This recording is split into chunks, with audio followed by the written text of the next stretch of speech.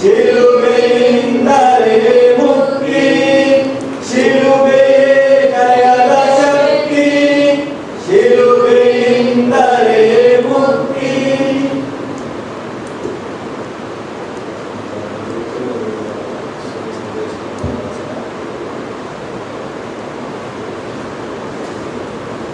ದೂತನು ಪ್ರತ್ಯುತ್ತರವಾಗಿ, ಪವಿತ್ರಾತ್ಮ ನಿನ್ನ ಮೇಲೆ ಬರುವರು, ಪರಾತ್ಪರ ದೇವರ ಶಕ್ತಿ ನಿನ್ನನ್ನು ಆವರಿಸುವುದು. ಈ ಕಾರಣದಿಂದ ನಿನ್ನಲ್ಲಿ ಹುಟ್ಟುವ ಈ ಪವಿತ್ರ ಶಿಶು ದೇವರ ಪುತ್ರ ಎನಿಸಿಕೊಳ್ಳುವರು. ನಿನ್ನ ಸಂಬಂಧಿಕರಾದ ಎಲಿಜಬೆತಳ ವಿಷಯವನ್ನು ಕೇಳುವುದು. ಆಕೆ ತನ್ನ ಮಕ್ಕಳನ್ನು ಒಬ್ಬ ಮಗನನ್ನು ಹೇಳಿದ್ದಾಳೆ. ಅಂಜೆ ಎನಿಸಿಕೊಂಡಿದ್ದ ಆಕೆ ಈಗ 6 ತಿಂಗಳಾದಳು. ದೇವರಿಗೆ ಸಾಧ್ಯವಾದುದು ಯಾವುದೂ ಇಲ್ಲ ಎಂದರು. ಆಗ ಮರಿಯಳು, ಇದೋ ನಾನು ದೇವರ ಸೇವಕಿ, ನೀವು ಹೇಳಿದಂತೆ ನನಗಾಗಲಿ ಎಂದರು. ದೇವದೂತನು ಆಕೆಯನ್ನು ಬೀಳ್ಕೊಟ್ಟು ಅದೃಶ್ಯನಾದ.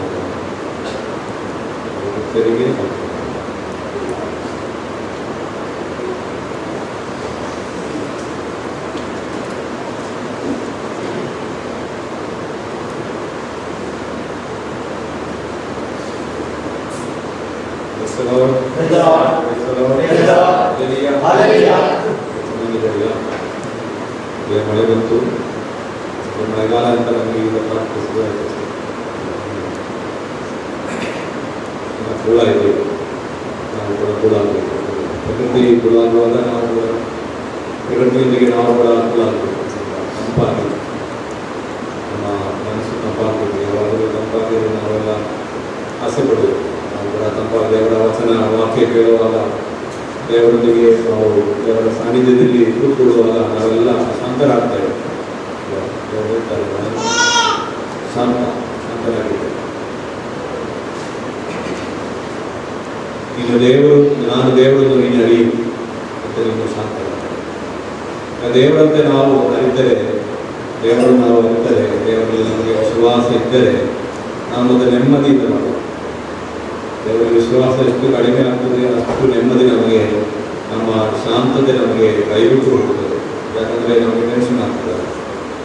ದೇವರು ನಮಗೇನಾಗ್ತದೆ, ರೋಗ ಬಂದರೆ ಏನಾಗುತ್ತದೆ, ನಮಗೆ ಹಣದ ಕೊರತೆ ಬಂದರೆ ಏನಾಗ್ತದೆ, ಅಥವಾ ಏನಾದರೂ ನಮ್ಮ ಪ್ರಕೃತಿಯಲ್ಲಿ ಚೇಂಜ್ ಬರುವಾಗ ಏನಾಗುತ್ತದೆ, ಮಗಳಿಗೆ ಏನಾಗ್ತದೆ, ತಂದೆ ಏನಾಗ್ತದೆ, ಇದೆಲ್ಲ ಚಿಂತೆ ಬರ್ತದೆ. ಆದರೆ ನಮಗೆ ದೇವರಿಗೆ ನಂಬಿಕೆಯಿದ್ದರೆ ಯಾವುದೂ ನಮಗೆ ಚಿಂತೆ ಇಲ್ಲ. ನೆಮ್ಮದಿಯಿಂದ ಮಾಡಬಹುದು, ಶಾಂತವಾಗಿ ಮಾಡಬಹುದು. ನಮಗೆ ಶಾಂತ ತಿಳಿಸಲು ನಮಗೆ ಪ್ರಯತ್ನ ಮಾಡೋಣ. ನಮ್ಮ ವಿಶ್ವಾಸ ಇದ್ದರೆ ಶಾಂತವಾಗಿ ಯೇಸು ಸ್ವಾಮಿಯವರ ದೋಣಿಯಲ್ಲಿ ಹೋಗುವಾಗ, ಯೇಸು ಸ್ವಾಮಿಯವರ ಶಿಷ್ಯರ ದೋಣಿಯಲ್ಲಿ ಹೋಗುವಾಗ ಯೇಸು ಸ್ವಾಮಿಗೆ ದೊಡ್ಡ ತಿರುಗಾಳಿ ಬಂದು ಹುಡುಗಿಗೆ ಆಗುವಾಗ ಆದಾಗ ಯೇಸು ಸ್ವಾಮಿ ಮಾತ್ರ ಶಾಂತವಾಗಿ ಇದ್ದರೆ, ಯಾಕಂದರೆ ಅವರಿಗೆ ವಿಶ್ವಾಸ ಇದೆ, ಪಿತದೇವರ ವಿಶ್ವಾಸ ಇದೆ. ಪಿತದೇವರು ಅಂತ ದೊಡ್ಡ ವಿಶ್ವಾಸದಲ್ಲಿ ಅವರು ಶಾಂತವಾಗಿ ನಿದ್ರೆ ಮಾಡಿದರು. ಆದರೆ ಶಿಷ್ಯರಿಗೆ ವಿಶ್ವಾಸ ಇರಲಿಲ್ಲ, ಅದರಿಂದ ಅವರು ಹೋಗಬೇಕು, ಅವರ ಶಾಂತಿ ಬೇಕು, ನೆಮ್ಮದಿ ಬೇಕು. ಇದೇ ರೀತಿ ನಮ್ಮಲ್ಲಿ ಯಾವಾಗ ದೇವರಲ್ಲಿ ನಂಬಿಕೆ ಎಷ್ಟು ಜಾಸ್ತಿ ಆಗ್ತದೆ ಅಷ್ಟು ಶಾಂತತೆ ನಮಗೆ ಇರ್ತದೆ, ಅಷ್ಟು ಶಾಂತವಾಗಿರಬಹುದು. ಯಾವುದೇ ಹೆದರಿಕೆ ಇರಬೇಕು ನಮಗೆ ಜೀವನಕ್ಕೆ. ಏನಾದರೂ ದೇವರಲ್ಲಿಯದೆ ನನ್ನ ಜೀವನದಲ್ಲಿ ಸಂಭವಿಸುವುದಿಲ್ಲ. ಅದರಿಂದ ನಾವು ಇವತ್ತು ದೇವರನ್ನು ಅತ್ಯಂತ ನಂಬಿದ, ದೇವರನ್ನು ಪರಿಪೂರ್ಣವಾಗಿ ನಂಬಿದ ಸಂತ ಮರಿಯಳನ್ನು ನಾವು ಚಿಂತಿಸ್ತೇವೆ. ಸಂತ ಮರಿಯ ನಾವು ಓದಿ ಕೇಳಿದ ಸುವಾರ್ತೆ ಕೂಡ ಅದೇ ನಮಗೆ ಕೊಟ್ಟಿರುವುದು. ಇದು ಕರ್ತರ ದಾಸಿ ಅಂತ ಹೇಳಿಕೊಂಡು ದೇವರಿಗೆ ಸಂಪೂರ್ಣವಾಗಿ ಸಮರ್ಪಿಸುವ ಸಂತ ಮರಿಯಳ ಕುರಿತು ನಮಗೆ ಚಿಂತನೆ ಮಾಡಿ. ಒಬ್ಬ ಕ್ರೈಸ್ತನು ಯೇಸುವನ್ನು ಪ್ರೀತಿಸುತ್ತಿದ್ದರೆ ಅವನು ಯೇಸುವಿನ ತಾಯಿಯನ್ನು ಪ್ರೀತಿಸುತ್ತಾನೆ. ಒಬ್ಬ ಕ್ರೈಸ್ತನು ಯೇಸುವನ್ನು ಪ್ರೀತಿಸುತ್ತಿದ್ದರೆ ಅವನು ಯೇಸುವಿನ ತಾಯಿಯನ್ನು ಪ್ರೀತಿಸುತ್ತಾನೆ. ಖಂಡಿತವಾಗಿ ಮರಿಯಮ್ಮ ದೇವರ ಸ್ಥಾನವನ್ನು ತೆಗೆದುಕೊಳ್ಳುವವರಲ್ಲ. ಅವಳು ಯಾವಾಗಲೂ ನಮ್ಮನ್ನು ಯೇಸುವಿನ ಕಡೆಗೆ ನಡೆಸುವ ತಾಯಿಯಾಗಿದ್ದಾಳೆ. ಮರಿಯಮ್ಮನ ಕುರಿತು ನಾವು ಇದೇ ಚಿಂತನೆ ಮಾಡಬೇಕು. ಮರಿಯಮ್ಮನವರು ಬರುತ್ತಾ ಇರುವಾಗ ಯಾವತ್ತೂ ಅವರು ದೇವರ ಸ್ಥಾನವನ್ನು ತೆಗೆದುಕೊಳ್ಳುವುದು, ದೇವಸ್ಥಾನ ಅವರಿಗಿಲ್ಲ.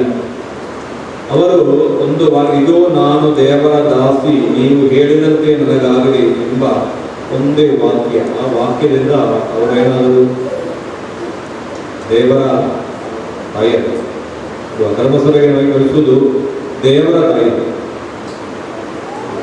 ಯೇಸುವಿನ ತಾಯಿ ಅಂತ ಇಲ್ಲ, ದೇವರ ತಾಯಿ ಅಂತ ಅಂದರೆ ಯೇಸು ಸ್ವಾಮಿ ದೇವರು ಕೂಡ.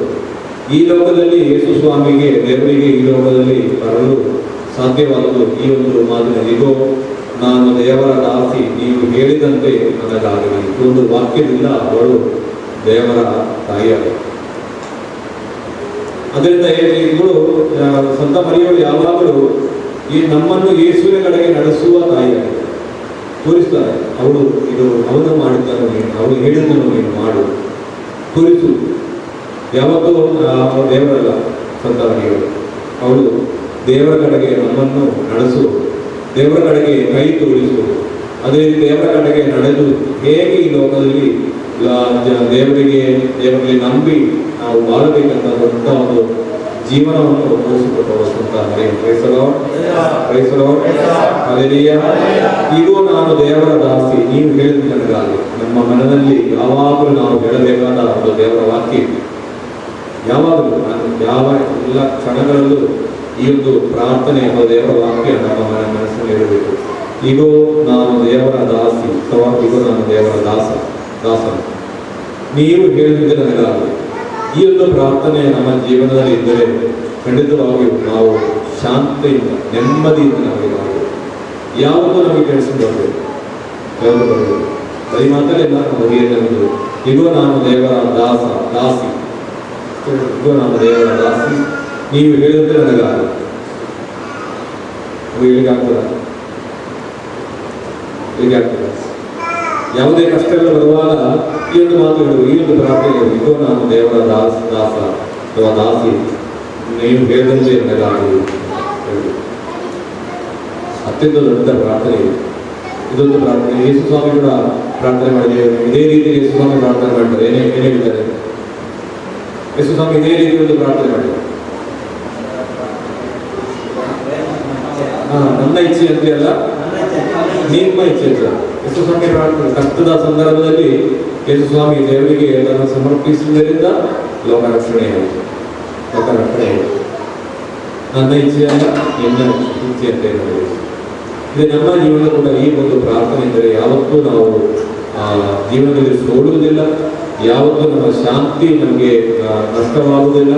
ಧೈರ್ಯದಿಂದ ನಮಗೆ ಶಾಂತವಾಗಿ ನಮ್ಮ ಜೀವಿಸಲಿಕ್ಕೆ ನೆಮ್ಮದಿಯಿಂದ ಜೀವಿಸಲು ಅದೇ ನಾವು ಯಾವತ್ತೂ ಈ ಪ್ರಾರ್ಥನೆ ಮಾಡಿಸಿ ಈಗ ನಾನು ದೇವರ ದಾಸ ನೀನು ಹೇಳಿದಂತೆ ಏನು ಪ್ರಾರ್ಥನೆ ಯಾವಾಗಲೂ ಯಾವುದೇ ಸಂದರ್ಭದಲ್ಲಿ ನಮಗೆ ಭಯ ಬರುವಾಗ, ನಮಗೆ ಟೆನ್ಷನ್ ಆಗುವಾಗ, ಆತಂಕದಲ್ಲಿ ಇರುವಾಗ, ಕಷ್ಟದಲ್ಲಿರುವಾಗ, ಸಂತೋಷದಲ್ಲಿರುವಾಗ ಎಲ್ಲ ಸಂದರ್ಭದಲ್ಲಿ ಜೀವನ ಪ್ರಾರ್ಥನೆ ಮಾಡಿದೆ.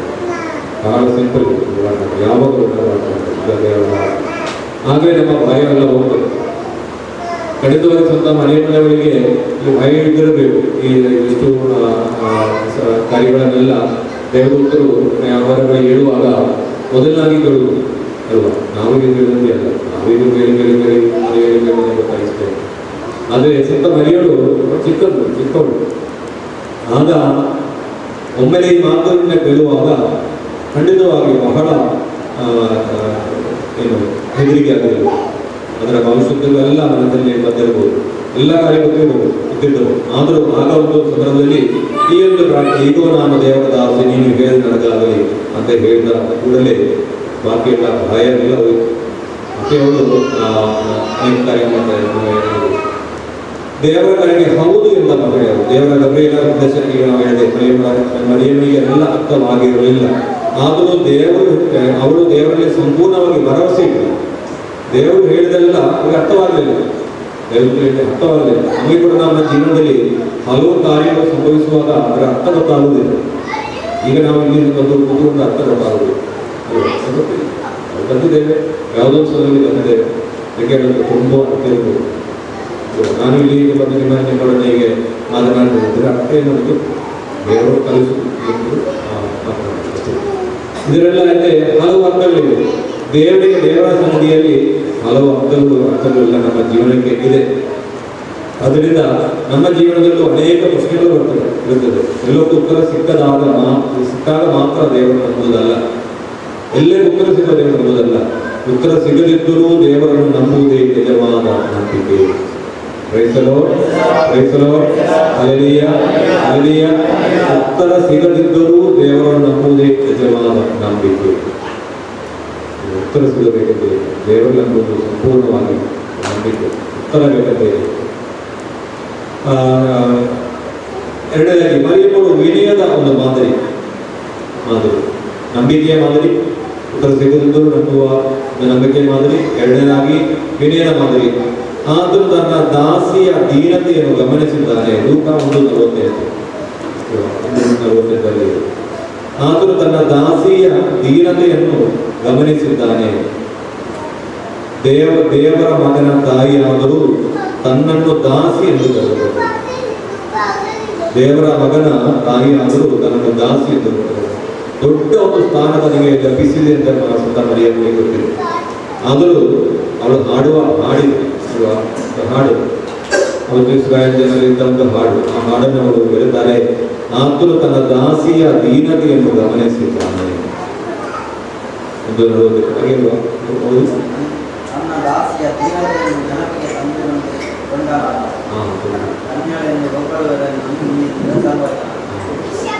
ಆದರೂ ತನ್ನ ದಾಸಿಯ ದೀನತೆಯನ್ನು ಗಮನಿಸಿದ. ಅಂದರೆ ನನ್ನನ್ನು ದಾಸಿಯನ್ನಾಗಿ ಅವಳು ತನ್ನ ದೇವರ ದಾಸಿಯ.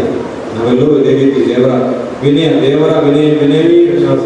ಸಂತ ಅಗಸ್ಟಿನವರು ಹೇಳ್ತಾರೆ, ವಿನಯವೇ ಎಲ್ಲ ಸದ್ಗುಣಗಳ ಅಡಿಪಾಯ. ವಿನಯವೇ ಎಲ್ಲ ಸದ್ಗುಣಗಳ ಅಡಿಪಾಯ. ಸಂತ ಅಗಸ್ಟಿನವರು ವಿನಯ ಇದ್ದರೆ ಬಾಕಿ ಎಲ್ಲ ಗುಣಗಳು ಬರ್ತದೆ. ವಿನಯ ಇಲ್ಲದರೆ ಬಾಕಿ ಯಾವುದೇ ಗುಣಗಳು ಆಮೇಲೆ ಅದೇ ಗುಣ ಇರೋದು. ಆ ಗುಣ ಯಾವ ಗುಣ ಇದ್ದರೂ ಅದನ್ನು ನಮಗೆ ಉಪಯೋಗಿಸಿ ಸಾಧ್ಯವಾಗುವುದು. ಗೌರವ ಅದಕ್ಕೆ ವಿನಯದ ಒಪ್ಪಿಸಿದ್ದೇನು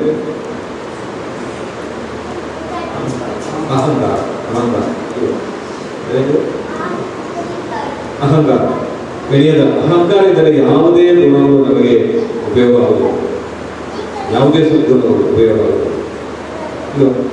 ಯಾಕಂದ್ರೆ ನಾನೀಗ ಅಹಂಕಾರದ ಮಾತನಾಡಿದರೆ ನಾನು ಎಂತೂ ನೀವು ತೆಗೆದುಕೊಂಡಿರ ಇಲ್ಲ. ನಾನು ಏನೆಲ್ಲ ಹೇಳಿದರು ನೀವು ಕೂಡಿಸಿ ನಿಮ್ಮ ಮನಸ್ಸಿಗೆ ಹೋಗುವುದು. ಅಹಂಕಾರ ಇದ್ದರೆ ಯಾವುದೇ ಸದ್ಗುಣ ಯಾರಿಲ್ಲ. ವಿನಯ ಇದ್ದರೆ ಎಲ್ಲ ಸದ್ಗುಣಗಳ ಅಡಿಪಾಯ ಬೇಯಿಸಿ ವಿನಯ. ಅದರಿಂದ ವಿನಯದಿಂದ ನಾವು ಎಲ್ಲ ಸದ್ಗುಣ ಅಡಿಸ್ಕೊಳ್ಬೇಕು. ದೇವರು ವಿನಯಗಳ ಮೂಲಕವೇ ಮಹತ್ತರ ಕಾರ್ಯಗಳನ್ನು ಮಾಡುತ್ತಾರೆ. ದೇವರು ವಿನಯಗಳ ಮೂಲಕ ಅಹಂಕಾರಿಗಳ ಮೂಲಕ ಯಾವುದೇ ಕೆಲಸ ದೇವರು ಮಾಡುವುದಿಲ್ಲ. ವಿನಯಗಳ ಮೂಲಕ ಅನೇಕ ಕೆಲಸಗಳನ್ನು ದೇವರು ಮಾಡ್ತಾರೆ.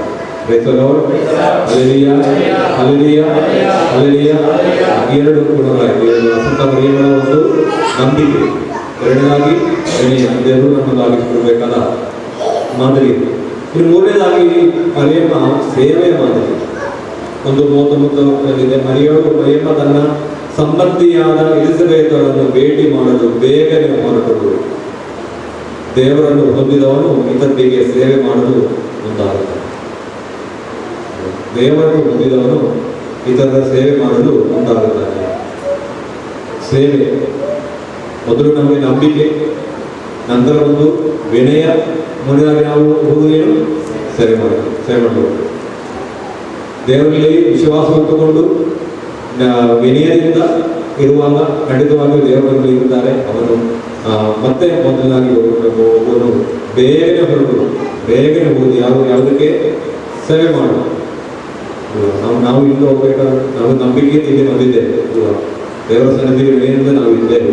ಹೊರಗೆ ಹೋಗುದು ಯಾವುದಕ್ಕೆ ಸೇವೆ ಮಾಡುದು. ಸೇವೆ ಮಾಡಿ ನಾವು ಹೋಗ್ತಾ ಇದ್ದೇವೆ ಹೊರಗೆ. ನಾವು ಸೇವೆ ಮಾಡೋದು, ಮನೆಯಲ್ಲಿ ಸೇವೆ ಮಾಡೋದು, ಹೊರಗೆ ಸೇವೆ ಮಾಡೋದು, ನಮ್ಮನ್ನು ಕಂಡುಕೊಂಡು ಎಲ್ಲ ನಾವು ತಂದೆ ತಾಯಿಗಳ ಸೇವೆ ಮಾಡೋದು, ಮಕ್ಕಳ ಸೇವೆ ಮಾಡೋದು, ನಮ್ಮ ಸಹೋದರ ಸೇವೆ ಮಾಡೋದು, ಎಲ್ಲ ಸಹಾಯ. ಆಗ ನಾವು ಸೇವೆ ಅಂದರೆ ಇನ್ನೊಬ್ಬರಿಗೆ ಇಲ್ಲಿ ಸಂತ ಎಲಿಸಬೆತನ್ನು ಭೇಟಿ ಮಾಡಿ ಮಾಡೋದು ಬೇಗನೆ ಹೋಗೋದು, ಅವಳಿಗೆ ಸೇವೆ ಮಾಡಿ ದೇವರ ತಾಯಿ, ದೇವರ ತಾಯಿ ಹೋಗಿ ಸೇವೆ ಮಾಡಿ ಹೇಳ್ತಾರೆ. ನಾಲ್ಕನೇದಾಗಿ ಸಂತ ಮರಿಯಮ್ಮ ಪ್ರಾರ್ಥನೆಯ ಮಹಿಳೆ. ಏನು? ಪ್ರಾರ್ಥನೆಯ ಮಹಿಳೆಯಾಗಿದ್ದಾರೆ. ಯೇಸುವಿನ ಸ್ವರ್ಗಾರೋಹಣ ಅಪೊಸ್ತಲರ ಕೃತ್ಯಗಳು 1:14 ಯೇಸುವಿನ ಸ್ವರ್ಗಾರೋಹಣದ ನಂತರ ಮರಿಯಮ್ಮ ಶಿಷ್ಯರೊಂದಿಗೆ ಪ್ರಾರ್ಥನೆಯಲ್ಲಿ ನಿರಂತರವಾಗಿದ್ದಳು. ಪ್ರಶ್ನೆ ಕಾರ್ಯಗಳಾಗಲಿದೆ 1:14 ಯೇಸು ಅಲ್ಲ ಆ ಘಟನೆ ಗೊತ್ತಿದೆ. ಶಿಷ್ಯರೊಂದಿಗೆ ಒಟ್ಟಾಗಿ ಸಂತ ಮರಿಯಮ್ಮ ಪ್ರಾರ್ಥಿಸುವಾಗ ಪವಿತ್ರಾತ್ಮ ಬಂದ ಒಂದು ಘಟನೆ ಇದೆ. ಅದರಿಂದ ಯೇಸುವಿನ ಸ್ವರ್ಗಾನಂತರ ಮರಿಯಮ್ಮ ಶಿಷ್ಯರೊಂದಿಗೆ ಪ್ರಾರ್ಥನೆ ನಿರಂತರವಾಗಿದ್ದರು. ನಾವು ಕೂಡ ನಂಬಿಕೆ, ಎರಡನೇದಾಗಿ ಯಾವುದು? ವಿನಯ, ಮೊದಲಾಗಿ ಸೇವೆ, ನಾಲ್ಕನೇದಾಗಿ ಪ್ರಾರ್ಥನೆ. ಕುಟುಂಬದಲ್ಲಿ ನಾವು ಪ್ರಾರ್ಥನೆ ಮಾಡಬೇಕು. ಶಿಷ್ಯರೊಂದಿಗೆ ಪ್ರಾರ್ಥನೆ ಮಾಡ್ತಾ ಸಂತ ಮರಿಯಮ್ಮಳು ಶಿಷ್ಯರನ್ನು ಸೇರಿಸಿ ಒಟ್ಟಿಗೆ ಪ್ರಾರ್ಥನೆ ಮಾಡುವಾಗ ಪವಿತ್ರಾತ್ಮ ಬಂದದ್ದು. ಇದೇ ರೀತಿ ನಾವು ಕೂಡ ನಮ್ಮ ಕುಟುಂಬಗಳನ್ನು ನಾವು ಎಲ್ಲರನ್ನೂ ಸೇರಿಸಿ ಪ್ರಾರ್ಥನೆ ಮಾಡುವ ವ್ಯಕ್ತಿಗಳಾಗಿ ನಾವು ಸಂತ ಮರಿಯಮ್ಮನ್ನು ಕಲಿಸುವ ಒಂದು ಗುಣ, ಒಂದು ಮಾದರಿ ನಾವು ಕೂಡ ಪ್ರಾರ್ಥನೆ ಮಾಡಬೇಕು. ಒಟ್ಟಿಗೆ ಪ್ರಾರ್ಥನೆ ಮಾಡಬೇಕು. ನಮ್ಮ ಕುಟುಂಬ ಒಟ್ಟಿಗೆ ಪ್ರಾರ್ಥನೆ ಮಾಡಬೇಕು. ಈಗ ನಾವು ಇದೊಂದು ಕುಟುಂಬ, ಒಂದು ಸಮೂಹ, ನಾವು ಒಟ್ಟಿಗೆ ಪ್ರಾರ್ಥನೆ ಮಾಡ್ತಾ ಇದ್ದೇವೆ. ಸಂತ ಮರಿಯಮ್ಮನು ಕೂಡ ನಮಗೆ ಕೊಡುವಾಗ ನಾವು ಕುಟುಂಬದಲ್ಲಿ ಒಟ್ಟಿಗೆ ಪ್ರಾರ್ಥನೆ ಮಾಡುವಾಗ ಅನೇಕ ಕಾರ್ಯಗಳು ನಮ್ಮ ಕುಟುಂಬದಲ್ಲಿ ಸಂಭವಿಸುತ್ತದೆ. ಅನೇಕ ಕಾರ್ಯಗಳು ಆಗುತ್ತದೆ. ನಮ್ಮಲ್ಲಿ ಪವಿತ್ರಾತ್ಮನ ಆಗಮನವಾಗುತ್ತದೆ. ನಮ್ಮ ಕುಟುಂಬಗಳಲ್ಲಿ ಪವಿತ್ರಾತ್ಮ ಆಗಮನವಾಗುವ ಒಂದು ಸಮಯ ಯಾವುದು? ನಮ್ಮ ಕುಟುಂಬದ ಪ್ರಾರ್ಥನೆ. ನಾವು ಸಂಜೆ ಮಾಡ್ತಾರೆ ಅಥವಾ ಕೆಲವರು ಬೆಳಿಗ್ಗೆ ಮಾಡ್ತಾರೆ, ಎರಡು ಒಟ್ಟಿಗೆ ಮಾಡಿರುತ್ತಾರೆ. ಕೆಲವರು ಬೆಳಿಗ್ಗೆ ಒಬ್ಬೊಬ್ಬರೇ ಪ್ರಾರ್ಥನೆ ಮಾಡಿದ್ರೆ ಸಂಜೆ ಪ್ರಾರ್ಥನೆ. ಅದು ಒಟ್ಟಾಗಿ ನಾವು ಪ್ರಾರ್ಥನೆ ಮಾಡುವ ಒಂದು ಸಂದರ್ಭದಲ್ಲಿ ನಮ್ಮ ಕುಟುಂಬದಲ್ಲಿ ದೇವರ ಪವಿತ್ರಾತ್ಮರ ಆಗಮನವಾಗುವ ಒಂದು ಪುಣ್ಯ ಸಮಯ, ಒಂದು ಪವಿತ್ರ ಸಮಯ. ಪವಿತ್ರಾತ್ಮ ಬರ್ತಾರೆ ನಮ್ಮನ್ನು ಆ ಕುಟುಂಬವನ್ನು ಮುನ್ನಡೆಸಲು ಅನೇಕ ಕಾರ್ಯಗಳನ್ನು ನಮಗೆ ತೋರಿಸಿಕೊಡಲು ಪವಿತ್ರಾತ್ಮರು ಬರುತ್ತಾರೆ. ನಮಗೆ ಗೊತ್ತಿದೆ, ಶಿಷ್ಯರಲ್ಲಿ ಪವಿತ್ರಾತ್ಮರು ಬಂದಾಗ ಅವರು ಹಲವು ಭಾಷೆಗಳನ್ನು ಅವರು ಆಡಿದ್ದಾರೆ, ಅನೇಕ ಅದ್ಭುತಗಳನ್ನು ಅವರು ಮಾಡಿದ್ದಾರೆ. ಅವರಿಗೆ ಗೊತ್ತಿಲ್ಲದ ಕಾರ್ಯಗಳನ್ನೆಲ್ಲ ಅವರು ಮಾಡಿದ್ದಾರೆ. ಅಂದರೆ ಪವಿತ್ರಾತ್ಮ ಇದೇ ರೀತಿ ನಮ್ಮ ಕುಟುಂಬವನ್ನು ಹೇಗೆ ಮುನ್ನಡೆಸಬೇಕು, ಹೇಗೆ ನಾವು ಅದನ್ನು ನಮ್ಮ ಕುಟುಂಬದಲ್ಲಿ ನಾವು ಮಾಡಬೇಕಂತ ನಾವು ಕಲಿಸುವುದು ಈ ಒಂದು ಪ್ರಾರ್ಥನೆ. ನಾವು ರೋಸರಿಯನ್ನು ಜಪಮಾಲೆಯನ್ನು ನೋಡ್ತಾ ಇದ್ದೇವೆ. ಸಂತ ಪಾದ್ರೆ ಪಿಯವರ ಮಾತು, ರೋಸರಿ ನನ್ನ ಅತ್ಯಂತ ಪ್ರಿಯವಾದ ಆಯುಧ. ಸಂತ ಪಾದ್ರೆ ಪಿಯೋ ದೊಡ್ಡ ಒಂದು ಸಂತರು, ಕೈಯಲ್ಲೆಲ್ಲ ಒಂದು ಯೇಸುವಿನ ಗಾಯಗಳು ಎಲ್ಲ ಇತ್ತು. ಒಂದು ಬಲಿಪೂಜೆಯನ್ನು ಅವರು ಮಾಡ್ತಾ ಇದ್ರು. 3, 4, 5, 6 ಗಂಟೆ ಒಂದು ಬಲಿಪೂಜೆ ಮಾಡೋ ಸಮಯ ಅಲ್ವಾ? 20 ನಿಮಿಷ ಅದು ಗಂಟೆ ಸಾಕು. ಆದರೆ ಅವರ ಬಲಿಪೂಜೆ ಇದ್ದರು 3, 4 ಗಂಟೆಗಳ. ಅಷ್ಟು ದೇವರಲ್ಲಿ ನಾವು ಒಂದು ಎಕ್ಸ್ಪೀರಿಯನ್ಸ್ ನಾವು ಬಲಿಪೂಜೆಯನ್ನು ಅರ್ಪಿಸಿದ್ರು. ಒಂದು ಸಂದರ್ಭದಲ್ಲಿ ಅವರನ್ನು ಅಧಿಕಾರಿಗಳು ಬ್ಯಾನ್ ಮಾಡಿದರು. ನೀನು ಬಲಿಪೂಜೆ ಮಾಡಬಾರ್ದು, ಪಾಪ ನಿವೇದನೆಯನ್ನು ಮಾಡಿಸಬಾರ್ದು. ಅವರಿಗೆ ಬ್ಯಾನ್ ಇವ್ರಿಗೆ ಗೊತ್ತಾಗಲಿಲ್ಲ, ಇವ್ರು ಏನು ಮಾಡ್ತಾರೆ ಅಂತ ಗೊತ್ತಾಗಲಿಲ್ಲ. ಸಂತರ ಏನು ಮಾಡಿದ್ದಾರೆ, ನಾವಾದ್ರೆ ಏನು ಮಾಡ್ತಾರೆ, ಜಗಳ ಅಲ್ವಾ? ಜಗಳ ಆಗಿದೆ. ಅವರು ಇದು ಎಲ್ಲ ಜಗಳ ಮಾಡ್ತಾರೆ, ಬ್ಯಾನ್ ಮಾಡಿದ್ದಾರೆ. ಅವರು ಏನು ಸಂತರು ತುಂಬ ತಿಂಗಳು ಅವರು ಯಾವುದೇ ಪಬ್ಲಿಕ್ಕಾಗಿ ಯಾವುದೇ ಅವರ ರೂಮಲ್ಲಿ ಇದ್ದುಕೊಂಡು ಪಬ್ಲಿಕ್ಕಾಗಿ ಯಾರನ್ನು ನೋಡಿಲ್ಲ. ಹಾಗೆ ಕೂಡ ಈ ಸಂತರ ಗುಣ ಗೊತ್ತಾಯಿತು ಅಧಿಕಾರಿಗಳು. ಇವರು ನಿಜವಾಗಿಯೂ ದೇವರ ದೊಡ್ಡ ಕೃಪೆಗಳಿಗೆ ಬರ್ತಾ ಇದ್ದರು. ದೇವರಿಂದ ಅದ್ಭುತಗಳಿಗೆ ಗೊತ್ತಾಗಿ ಮತ್ತೆ ಅವರನ್ನು ಇದಕ್ಕೆಲ್ಲ ಅನುಮತಿ ಕೊಟ್ಟರು. ದೊಡ್ಡ ಹಲವಾರು ಜನರು, ತುಂಬ ಜನರು ಅವರು ಬಂದು ನೋಡಿ ದೊಡ್ಡ ಅದ್ಭುತ ಕಾರ್ಯಗಳೆಲ್ಲ ನಡೆಯುವುದು ಆಗ್ತದೆ. ಸಂತ ಪಾದ್ರೆ ಪಿಯವರು ಅವರ ಮಾತು, ರೋಸರಿನ ಅತ್ಯಂತ ಪ್ರಿಯವಾದ ಆಯುಧ. ನಮ್ಮ ಆಯುಧ ಯಾವುದು? ಒಂದು ಆಯುಧ. ಸಂತ ಮರಿಯವರ ಬಗ್ಗೆ ಯಾವಾಗಲೂ ರೋಸರಿ ಅಂದರೆ ಏನು? ಅದರಲ್ಲಿ ಏನೆಲ್ಲ ಇದೆ? ದೇವರ ವಾಕ್ಯ. ದೇವರ ವಾಕ್ಯವು ನಾವು ಒಂದು ದೇವರ ಕಲಿಸಿದ ಪರಲೋಕದಲ್ಲಿ ಬರುವಂಥದ್ದೇ ಪ್ರಾರ್ಥನೆ ಇದೆ. ಇನ್ನೆಲ್ಲರೂ ಇನ್ನೂ ಇರುವುದೇನು? ದೇವರ ವಾಕ್ಯ ಅಲ್ವಾ? ಮೊದಲು ದೇವರ ವಾಕ್ಯ. ಸಂತ ಮರಿಯವರಿಗೆ ಒಂದು ಪ್ರಾರ್ಥನೆ ಅಷ್ಟೇ. ಆದ್ದರಿಂದ ದೇವರ ವಾಕ್ಯವನ್ನು ನಾವು ಹಲವು ಬಾರಿಗೆ ಉಚ್ಚರಿಸ್ತಾ ಇದ್ದೇವೆ. ಅದರಿಂದ ರೋಸರಿ ನನ್ನ ಅತ್ಯಂತ ಪ್ರಿಯವಾದ ಆಯುಧ. ರೋಸರಿ ಹೇಗೆ ಆಗುವುದು ಒಂದು ಚರಿತ್ರೆ ಇದೆ. ರೋಸರಿ ಹೇಗೆ ಬಂತು? ರೋಸರಿ ಮೊದಲು ರೋಸರಿಯಲ್ಲಿ ಯಾವಾಗಲೂ ಓದುತ್ತಾ ಇದ್ದುದು ನಾವು ಇದನ್ನು ನಮ್ಮ ಕೀರ್ತನೆ 50 ಕೀರ್ತನೆಗಳು ನಾವು ಓದ್ತಾ ಇದ್ವಿ. ಆಗ ಏನಾಯಿತು, 50 ಕೀರ್ತನೆಗಳು ಓದುವಾಗ ಎಲ್ಲರಿಗೂ ಈ ಸನ್ಯಾಸಿಗಳು ಎಲ್ಲರಿಗೂ ಓದಲಿಕ್ಕೆ ಗೊತ್ತಾಗೋದು. 50 ಕೀರ್ತನೆಗಳು ಯಾವಾಗ ಓದ್ತಾ ಇದ್ವಿ, ಸಂಜೆ ಓದುದು. ಹಾಗೆ ಓದುತ್ತಾ ಇದ್ದಾಗ ತುಂಬ ಜನರಿಗೆ ಓದಲಿಕ್ಕೆ ಬರುವುದಿಲ್ಲ, ಅವ್ರು ಲ್ಯಾಟಿನ್ ಮಾತ್ರ ಓದಲಿಕ್ಕೆ ಬರುವುದಿಲ್ಲ. ಈ ಒಂದು ಸಂದರ್ಭದಲ್ಲಿ ಏನಾಯಿತು, ಈ ಓದಲಿಕ್ಕೆ ಬರದಿರುವ ಸನ್ಯಾಸಿಗಳೆಲ್ಲ ಜನ ಸೇರಿ ಪರಲೋಕದಲ್ಲಿರುವ ನಮ್ಮ ತಂದೆಯ ಪ್ರಾರ್ಥನೆಯನ್ನು 50 ಬಾರಿ ಇವರಲ್ಲಿ 50 ಬಾರಿ ಜನ ಓದುವುದು, 50 ಬಾರಿ ಪರಲೋಕದ ಪ್ರಾರ್ಥನೆ ಮಾತ್ರ ಗೊತ್ತಿರ್ತದೆ. ಮತ್ತೆ ಅದು ಬೆಳೆದು ಬಂದು ಹೀಗೆ 50 ರೂಪ. ಆ ಒಂದು 50 ಕೀರ್ತನೆಯಿಂದ 50 ರೋಪರಲ್ಲಿ 50 ಈಗ ಜಾಸ್ತಿ. ಆ ಒಂದು ಸಂದರ್ಭ ಹಾಗೆ ವಸಂತ ಪರಲೋಕದ ಮತ್ತೆ ನವಮರಿಯ ಪ್ರಾರ್ಥನೆಯಲ್ಲಿ ಬಂತು. ವಸಂತ ಮರಿಯ ಹೀಗೆ ಅದು ಬೆಳೆದು ಬಂದದ್ದು. ರೋಸರಿ ನನ್ನ ನೆಚ್ಚಿನ ಸಂತ ಜಾನ್ ಪಾಲ್ II ಅವರು ಹೇಳಿದ ರೋಸರಿ ನನ್ನ ನೆಚ್ಚಿನ ಪ್ರಾರ್ಥನೆ ಆಗಿದೆ. ತುಂಬ ನೆಚ್ಚಿನ ಪ್ರಾರ್ಥನೆ ರೋಸರಿ ಅಂತ ಹೇಳ್ತಾ ಇದ್ದಾರೆ. ನಮ್ಮ ಖಂಡಿತವಾಗಿ ನಾವು ಕೂಡ ರೋಸರಿಯನ್ನು ನಾವು ಹೇಳುವಾಗ ನಮಗೆ ಖಂಡಿತವಾಗಿ ದೊಡ್ಡ ದೇವರ ಅನುಗ್ರಹ, ದೇವರ ಅನುಭವ ಎಲ್ಲ ನಮಗೆ. 5ನೇದಾಗಿ ಮರಿಯಮ್ಮನವಳು ದುಃಖದಲ್ಲೂ ದೃಢವಾಗಿ ನಿಂತ ತಾಯಿ. ದುಃಖದಲ್ಲೂ ದೃಢವಾಗಿ ನಿಂತ ತಾಯಿ ಸಂತ ಮರಿಯಮ್ಮ. ಅಂದರೆ ಯೇಸುವಿನ ಶಿಲುಬೆಯ ಕೆಳಗೆ ಮರಿಯಮ್ಮ ನಿಂತಳು. ಅವಳು ಓಡಿ ಹೋಗಲಿಲ್ಲ. ದುಃಖದಲ್ಲಿಯೂ ದೇವರ ಯೋಜನೆಯನ್ನು ಸ್ವೀಕರಿಸಿದಳು. ತನ್ನ ಮಗನನ್ನು ಕೊಲ್ಲುವುದು ಸುಮ್ಮನೆ ಕೊಡುವುದಲ್ಲ, ಅಷ್ಟು ಕ್ರೂರವಾಗಿ ಕೊಡುವುದನ್ನು ನೋಡಿ ದೃಢವಾಗಿ ನಿಂತ ತಾಯಿ. ಅಂದರೆ ಸಂತ ಮರಿಯಳು ತುಂಬ ಹೃದಯದಿಂದ ನನಗೆ ಗೊತ್ತಾಗದ ಕಾರ್ಯವನ್ನು ಏನು ಮಾಡ್ತಾ ಇದ್ದರು, ಹೃದಯದಲ್ಲಿ ಸಂಗ್ರಹಿಸ್ತಾ ಇದ್ದರು. ಅದರಿಂದ ಮೊದಲಿಂದ ಎಲ್ಲ ಕಾರ್ಯಗಳು ಅವರ ಹೃದಯದಲ್ಲಿದೆ ಅಲ್ವಾ? ರೈತರು ಅಲೆಲಿಯ ಎಲ್ಲ ಮೊದಲಿಂದಲೂ ಎಲ್ಲ ಕಾರ್ಯಗಳು ಅವರ ಹೃದಯದಲ್ಲಿ ಇದೆ. ಆದ್ದರಿಂದ ಇದು ಕೂಡ ಹಾಗೆಯೇ ತನ್ನ ಹೃದಯದಲ್ಲಿ ಸ್ವೀಕರಿಸಿಕೊಂಡು ತನ್ನ ಪುತ್ರನನ್ನು ಕೊಲ್ಲುವುದು, ಅದು ಕೊಲ್ಲುವುದು ಮಾತ್ರ ಅಲ್ಲ, ವಿಶ್ವಾಸ ಇದ್ದರೆ ಅದು ದೇವರ ರಕ್ಷಣೆಯ ಒಂದು ಕೃತ್ಯ. ಆ ರಕ್ಷಣಾ ಕೃತ್ಯವನ್ನು ದೃಢವಾಗಿ ನಿಂತು ಹೊಡೆದವರು. ಶಿಲ್ಪಿ ಗೊತ್ತಿದೆ, ಒಂದು ಶಿಲ್ಪಿ ಕಲ್ಲನ್ನು ಕೊಲ್ಲುತ್ತಾ ಇದ್ದ. ಆಗ ಶಿಲ್ಪಿಯಲ್ಲಿ ಏನಪ್ಪ ನೀನು ಯಾಕೆ ಕಲ್ಲನ್ನೆಲ್ಲ ನುಚ್ಚು ಮಾಡ್ತಾ ಇದ್ದೀವಿ? ಆಗ ಶಿಲ್ಪಿ ನಮ್ಮ ಕಲ್ಲನ್ನು ನುಚ್ಚು ಮಾಡೋದಲ್ಲ, ಇದರ ಒಳಗೆ ಒಂದು ಶಿಲ್ಪ ಇದೆ, ಆ ಶಿಲ್ಪಕ್ಕೆ ಬೇಡವಾದ ಕಾರ್ಯಗಳು ಮಾತ್ರ ನಾನು ಕೆತ್ತಾ ಇದ್ದೆ.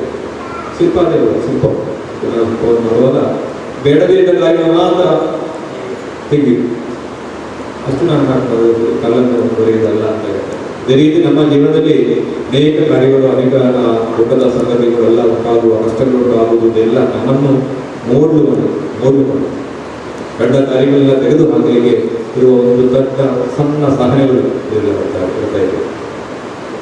ಕೆಲವೊಮ್ಮೆ ದೇವರು ನಮ್ಮ ಜೀವನದಲ್ಲಿ ಪರೀಕ್ಷೆಗಳನ್ನು ಅನುಮತಿಸುತ್ತಾನೆ. ಅದು ನಮ್ಮನ್ನು ನಾಶ ಮಾಡಲು ಅಲ್ಲ, ನಮ್ಮನ್ನು ರೂಪಿಸಲು ಅನೇಕ ಕಾರ್ಯದ ಪರೀಕ್ಷೆಗಳು ನಡೆಯುತ್ತವೆ. ಆ ಪರೀಕ್ಷೆಗಳಲ್ಲಿ ನಾವು ಗೆದ್ದರೆ ನಡೆದವಾಗ ನಮಗೆ ಒಳ್ಳೆಯ ಒಂದು ರೂಪ ನಮಗೆ ದೊರಕುತ್ತದೆ. ಒಳ್ಳೆಯ ಒಂದು ರೂಪ ನಮಗೆ ಒಳ್ಳೆಯ ರೂಪ ದೊರಕುತ್ತದೆ. ನಾವು ಕೆತ್ತನೆಗೆ ಒಳಪಟ್ಟೆ ನಮಗೆ ರೂಪ ಕೆತ್ತನೆ ಆಗಬೇಕು. ನಮ್ಮಲ್ಲಿ ಅನೇಕ ಕಾರ್ಯಗಳು, ನಮ್ಮ ಅಹಂಕಾರ, ನಾವು ಭಾವ ಇದೆಲ್ಲ ಕೆತ್ತಿ ಹೋಗಬೇಕು. ಅನೇಕ ಕಾರ್ಯಗಳಿವೆ, ಅದೆಲ್ಲ ಕೆತ್ತಿ ಹೋಗಿ ನಾವು ಒಳ್ಳೆಯ ಒಳ್ಳೆಯ ದೇವರ ಅಂತ ರೂಪ ಬರಬೇಕು. ಯಾವ ರೂಪದಲ್ಲಿ ಆಗಬೇಕು? ನಾವು ನಮ್ಮನ್ನು ಸೃಷ್ಟಿಸಿದ ಯಾವ ರೂಪದಲ್ಲಿ? ದೇವರ ಸ್ವರೂಪದಲ್ಲಿ ಅಲ್ವಾ? ದೇವರ ಸ್ವರೂಪದಲ್ಲಿ ನಮ್ಮನ್ನು ಸೃಷ್ಟಿಸಿದ್ದಾರೆ. ಆ ಒಂದು ರೂಪ ನಮಗೆ ಬರಬೇಕು. ಅಷ್ಟ ತನಕ ನಮ್ಮನ್ನು ಗೆದ್ದಿದ್ದಾರೆ. ಆದರೆ ಮಾತ್ರ ನಮಗೆ ದೇವರ ಸ್ವರ್ಗದಲ್ಲಿ ಹೋಗಲಿಕ್ಕೆ ಸಾಧ್ಯವಾಗುತ್ತೆ.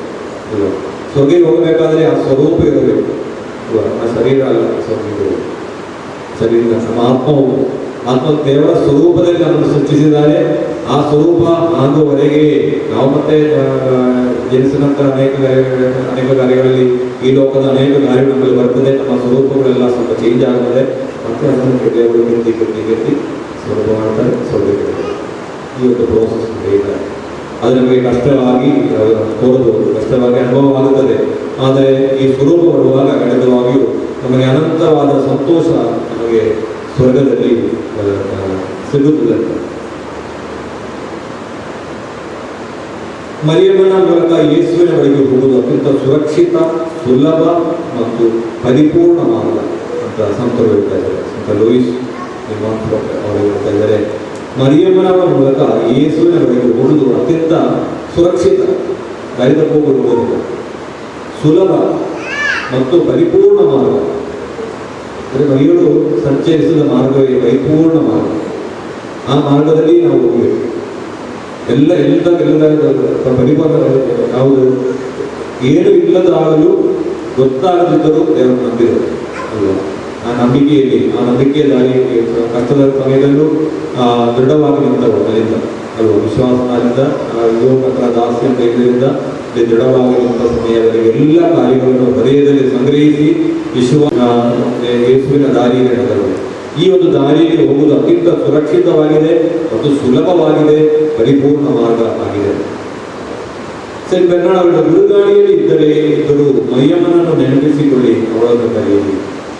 ಬಿರುಗಾಳಿಯಲ್ಲಿ ಇದ್ದರೆ ಮರಿಯಮ್ಮನನ್ನು ನೆನಪಿಸಿಕೊಳ್ಳಿ, ಅವಳನ್ನು ಕರೆಯಿರಿ. ನಮ್ಮ ಜೀವನದಲ್ಲಿ ಯಾವುದೇ ಬಿರುಗಾಳಿಗಳು ಬಂದವು, ಎಷ್ಟು ದೊಡ್ಡ ಬಿರುಗಾಳಿ ಬಂದವು, ಮರಿಯಮ್ಮನ ಅವರನ್ನು ನೆನಪಿಸಿಕೊಳ್ಳಿ, ಅವಳನ್ನು ಕರೆಯಿರಿ. ಜೀವನದಲ್ಲಿ ಯಾವುದೇ ಕಷ್ಟಗಳು ಬರುವಾಗ ನಮಗೆ ಕರೆಯಲು ಇರುವ ಒಂದು ಹೆಸರು ಅದರಿಂದ ಯಾವುದೇ ಸಂಕಷ್ಟ ಬರುವಾಗ ಬೆಸಲೋಡ್ ಸಂತ ಸೆಂಟ್ ತೆರೇಸಾ ಅವರು ಹೇಳ್ತಾರೆ, ನೀವು ಮರಿಯಮ್ಮನನ್ನು ಪ್ರೀತಿಸಿದರೆ ಅವರು ನಿಮ್ಮನ್ನು ಯೇಸುವಿನ ಬಳಿಗೆ ಕರೆದೊಯ್ಯುತ್ತಾರೆ. ಯೇಸುವಿನ ಬಳಿಗೆ ಹೋಗುವ ಸುಲಭದ ದಾರಿ ಯಾವುದು? ನೀವು ಮರಿಯಮ್ಮನನ್ನು ಪ್ರೀತಿಸಿದರೆ ಅವರು ನಮ್ಮನ್ನು ಯೇಸುವಿನ ಬಳಿಗೆ ಕರೆದೊಯ್ಯುತ್ತಾರೆ.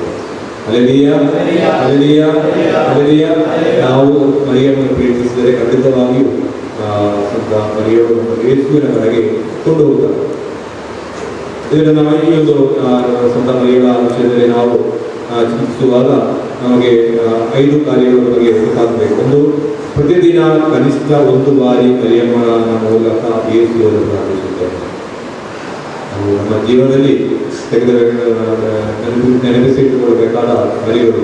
ಪ್ರತಿದಿನ ಕನಿಷ್ಠ 1 ಬಾರಿ ಮರಿಯಮ್ಮನವರ ಮೂಲಕ ಯೇಸುವನ್ನು ಪ್ರಾರ್ಥಿಸುತ್ತಾನೆ.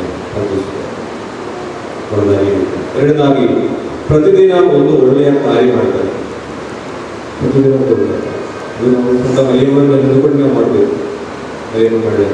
ಮೂರನೇದಾಗಿ, ವಿನಯದಿಂದ ಮಾತನಾಡುತ್ತೇವೆ. ನಾಲ್ಕನೇದಾಗಿ, ಕುಟುಂಬದೊಂದಿಗೆ ಪ್ರಾರ್ಥಿಸುತ್ತೇವೆ. 5ನೇ, ದೇವರ ಚಿತ್ತವನ್ನು ಸಂತೋಷದಿಂದ ಸ್ವೀಕರಿಸುತ್ತೇವೆ. ಇಷ್ಟು ನಮ್ಮ ಜೀವನ ಇದ್ದರೆ ಖಂಡಿತವಾಗಿ ಇದು ಮರಿಯಳ ದಾರಿ.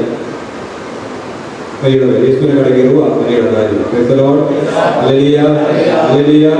ಮರಿಯಳ ದಾರಿ ನಡೆಯಬೇಕಾದರೆ ಈ 5 ಕಾರ್ಯಗಳು ನಾವು ಮಾಡಬೇಕು. ಮೊದಲಾಗಿ ಮರಿಯಮ್ಮನನ್ನು ಪ್ರೀತಿಸಬೇಕು. ಅದರಿಂದ ಪ್ರತಿದಿನ ಕನಿಷ್ಠ 1 ಬಾರಿ ಮರಿಯಮ್ಮನ ಮೂಲಕ ಯೇಸುವನ್ನು ನಾವು ಪ್ರಾರ್ಥಿಸಬೇಕು, 1 ಬಾರಿ. ಎರಡನೇದಾಗಿ, ಪ್ರತಿದಿನ ಒಂದು ಒಳ್ಳೆಯ ಕೆಲಸವನ್ನು ಮಾಡಬೇಕು. ಮರಿಯಳ ದಾರಿ, ಯೇಸುವಿನ ಕಡೆಗೆ ಮರಿಯಳ ದಾರಿ. ಮೂರನೇದಾಗಿ, ವಿನಯದಿಂದ ನಾವು ಮಾತನಾಡಬೇಕು. ನಾಲ್ಕನೇದಾಗಿ, ಕುಟುಂಬದೊಂದಿಗೆ ನಾವು ಪ್ರಾರ್ಥನೆ ಮಾಡಬೇಕು.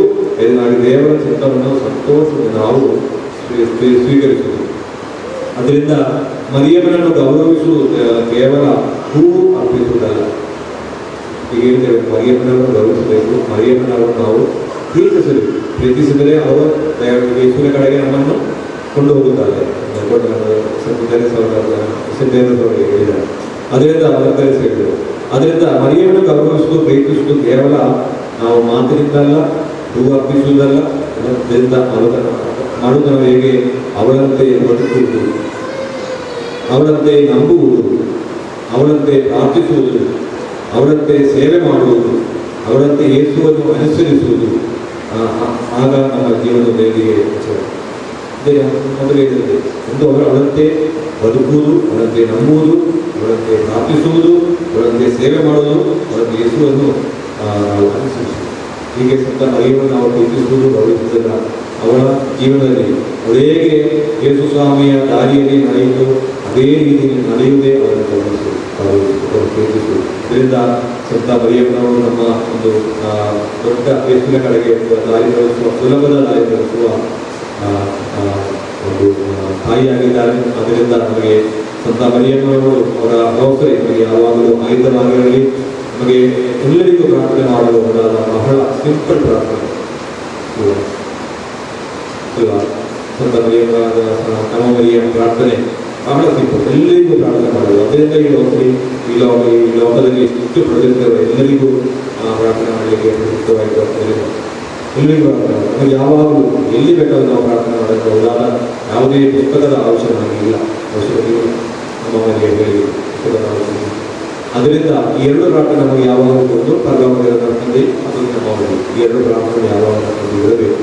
ಅದರಿಂದ ಮರಿಯಮ್ಮಳ ಜೊತೆಗೆ ಯೇಸುವನ್ನು ಆರಾಧಿಸುವುದು, ಮರಿಯಮ್ಮನವರ ದಾರಿಯಲ್ಲಿ ನಡೆದುಕೊಂಡು ಯೇಸುವಿನ ಬಳಿಗೆ ಹೋಗುವುದು, ಮರಿಯಮ್ಮನವರ ಒಟ್ಟಿಗೆ ಯೇಸುವಿನಲ್ಲಿ ನಂಬಿ ಜೀವಿಸುವುದು ದೊಡ್ಡ ಭಾಗ್ಯದ ಸುಂದರವಾದ ಜೀವನವಾಗುತ್ತೆ. ಅದರಿಂದ ನಮ್ಮ ಜೀವನದಲ್ಲಿ ಮರಿಯಳಿಗೆ ದೊಡ್ಡ ಒಂದು ಸ್ಥಾನ ಇದೆ ನಾವು ಗೊತ್ತಿರುವುದು.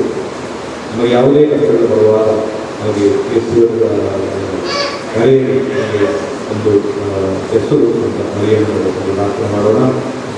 ಕಣ್ಣುಗಳನ್ನು ಮುಚ್ಚಿ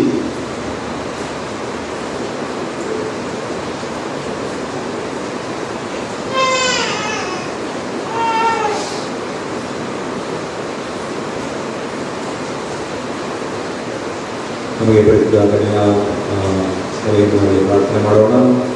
ವಿಶುದ್ಧ ಕನ್ಯಾ ಮರಿಯಮ್ಮ, ನಮ್ಮ ತಾಯಿಯೇ, ನಮಗೆ ನಂಬಿಕೆ ಕಲಿಸು, ವಿನಯ ಕಲಿಸು, ಪ್ರೀತಿಯಿಂದ ಸೇವೆ ಮಾಡಲು ನನ್ನನ್ನು ಕಲಿಸು, ದುಃಖದಲ್ಲೂ ದೇವರನ್ನು ನಂಬುವ ಶಕ್ತಿ ನನಗೆ ನೀಡು.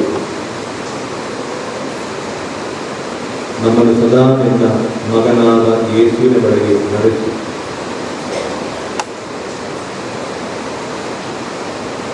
ನಾವೀಗ ಬಲಿಪೂಜೆಯನ್ನು ಅರ್ಪಿಸಲಿಕ್ಕೆ ಹೋಗ್ತಾ ಇದ್ದಾವೆ.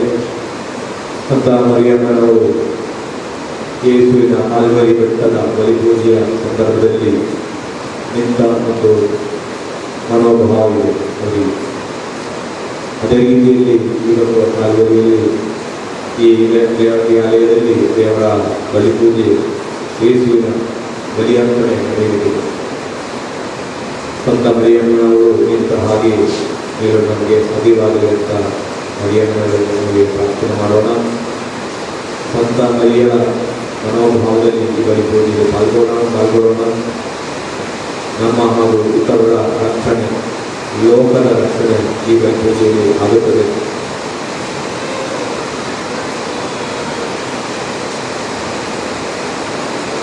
ಧನ್ಯವಾದ.